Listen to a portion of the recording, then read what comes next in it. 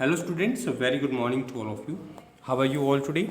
Welcome to our fifth English class. Today in our English class we are going to discuss our bookwork question answers from lesson number 5, My Perfect Granddaughter. So beta, you need to try to find these answers for these questions orally. You need not to write anything. सो आप इस poem को दोबारा से पढ़ेंगे, फिर इन questions को पढ़ेंगे और उसके बाद इनके आंसर्स फाइंड आउट करने की कोशिश करेंगे. So answer the questions in brief. तो आपको इन क्वेश्चंस को आंसर करना है. पहला क्वेश्चन है what activities does the grand daughter enjoy. कि जो ग्रैंड डॉटर है वो कौन कौन सी एक्टिविटीज़ हैं जिनको वो एंजॉय करती है. सो कौन कौन सी एक्टिविटीज़ वो एंजॉय करती हैं, जैसे बाथटब में नहाना, गुनगुनाना. सो कौन कौन सी ऐसी एक्टिविटीज़ हैं जो कि पोएट ने डिस्क्राइब की हैं कि वो एंजॉय करती है, तो उनके बारे में आप पता लगाएंगे. सेकंड है is the granddaughter happy. क्या जो ग्रैंड डॉटर है वो हैप्पी है. What words tells you that. और कौन से ऐसे वर्ड्स हैं जो आपको इसके बारे में बताते हैं. So is the granddaughter happy. What words tells you that. Third है what characteristics of the granddaughter. कि जो ग्रैंड डॉटर है उसकी कौन कौन सी कैरेक्टरिस्टिक्स विशेषताएं उसकी कौन कौन सी हैं. Does the grand mother appreciates. जो कि ग्रैंड मदर अप्रिशिएट करती है. अप्रिशिएट करना मतलब सराहना करना. सो उसकी वो जो ग्रैंड डॉटर है उनकी कौन कौन सी ऐसी कैरेक्टरिस्टिक्स हैं जिनको जो उनकी ग्रैंड मदर है वो अप्रिशिएट करती है, उनकी सराहना करती है. तो उनके बारे में आप पता लगाएंगे. फोर्थ है what makes Patty beautiful to her granddaughter. अब पैटी किसको कहा गया है, दादी माँ को कहा गया है. So what makes Patty beautiful to her granddaughter. कि जो पैटी है उसको क्या चीज़ है जो कि ब्यूटीफुल बनाती है उसकी ग्रैंड डॉटर के लिए. उसकी जो ग्रैंड डॉटर है, उसकी जो पोती है, उसके लिए उसकी दादी को क्या ऐसी चीज़ है जो कि ब्यूटीफुल बनाती है.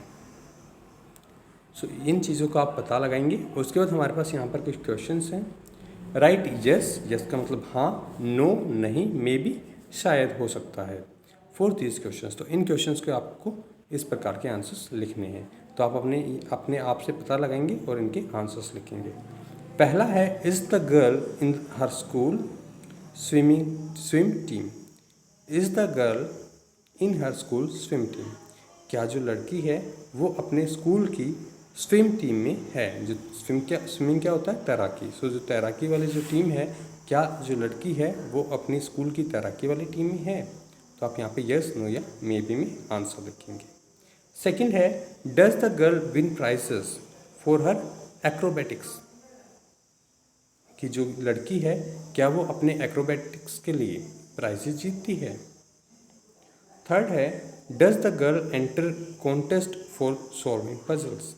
क्या जो गर्ल है वो कॉन्टेस्ट में हिस्सा लेती है जिसमें पजल्स को सॉल्व किया जाता है, या फिर जो सॉल्विंग पजल्स के कॉन्टेस्ट होते हैं क्या वो लड़की उसके अंदर पार्टिसिपेट करती है, उसमें हिस्सा लेती है.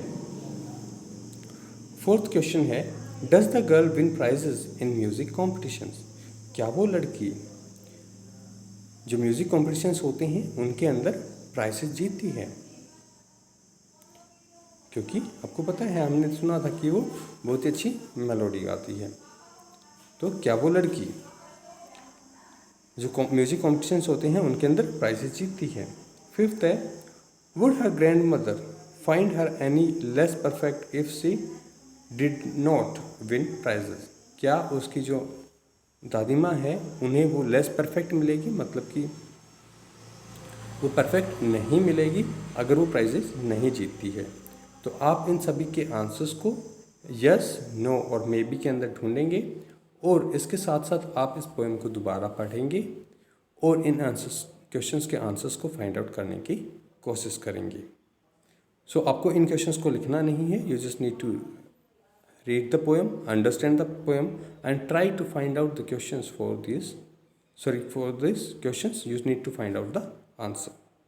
सो आप इनके लिए आंसर्स को फाइंड आउट करेंगे, पोएम को रीड करेंगे. सो थैंक यू बेटा. Have a good day ahead.